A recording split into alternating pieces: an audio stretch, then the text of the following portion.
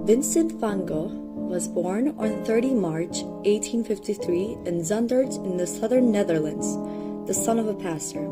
He was the oldest sibling between him and his sibling Theo, but was not the firstborn, since the firstborn was dead.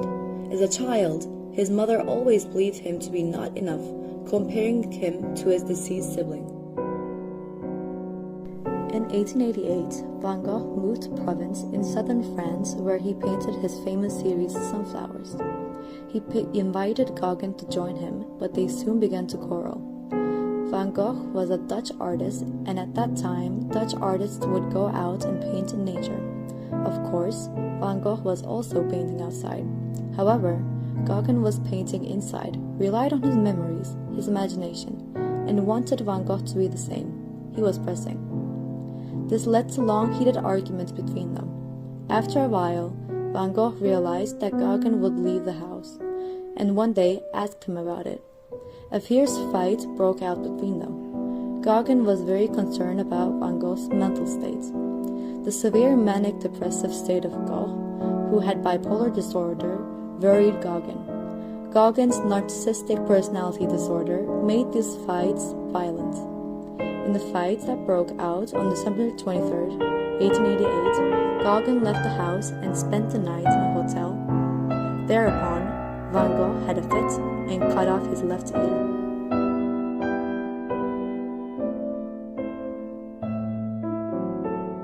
This was the first serious sign of the mental health problems that were to afflict Van Gogh for the rest of his life.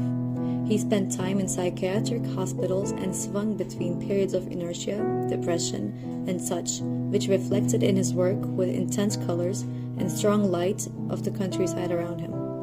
On 27 July 1890, again suffering from depression, Van Gogh shot himself. He died 2 days later. It was debated whether he had shot himself or was shot regarding some details, such as the gunshot's placement and degree. Some suspects were a friend who was not actually a friend but a bully, and his therapist, which had a motive because of his jealousy for his artistic talent. Self-portrait with bandaged ear. This self-portrait was painted shortly after Van Gogh's return home from the hospital, having mutilated his own ear. The painting is a striking depiction of a troubled master. Van Gogh's face is gaunt, his eyes showing an unreadable expression. His severed ear is covered with a rough white bandage, which seems like one more layer to join his heavy winter clothing, protecting him from the harshness of the outside world.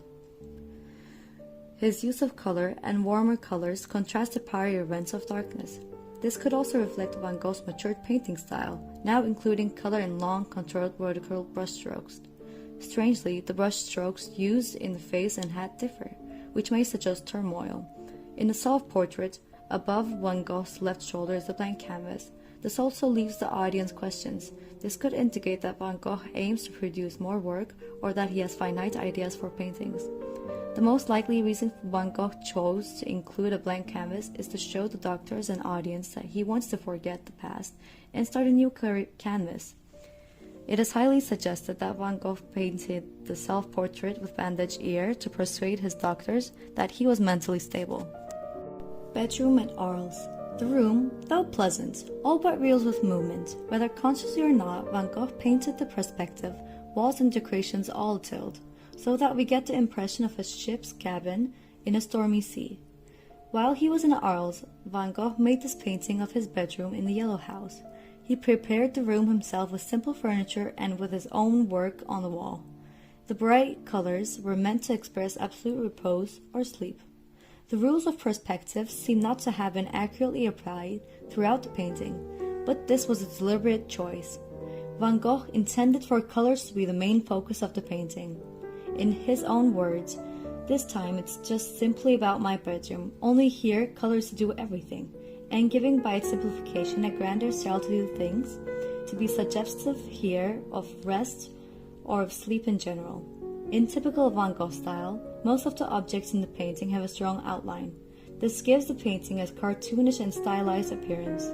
Painting is not just about capturing what you see, it is also about capturing what you want to see or how the subject makes you feel. In this case, Van Gogh wanted to capture the absolute restfulness of his bedroom. Van Gogh's passion for nighttime is evident in the Starry Night painting, where the powerful sky sits above the quiet town. It seems that Van Gogh is contrasting life and death with luminous stars and a gloomy, peaceful village. The main light sources are the bright stars and the crescent moon. Van Gogh was showing that even with a dark night such as this, it is still possible to see light in the windows of the houses. Furthermore, with shining stars filling the sky, there is always light to guide you. It seems that Van Gogh was finally being cured of his illnesses and has essentially found his heaven. He also knew that in death he would be at peace and further portrays that by using bold colors in the Starry Night painting. Starry Night shows the vast power of nature and the church spire and cypress tree, representing man and nature. Both point to the heavens. While talking about Van Gogh in his book, John Berger constantly talks about the falsities of other artists because they do not reflect the truth in their works. That's why he admires Van Gogh and his works, so to speak. He thinks that he uses it in his works not to profit from reality, but because he believes in it. He thinks that Van Gogh always reflects his love for nature and people in his works.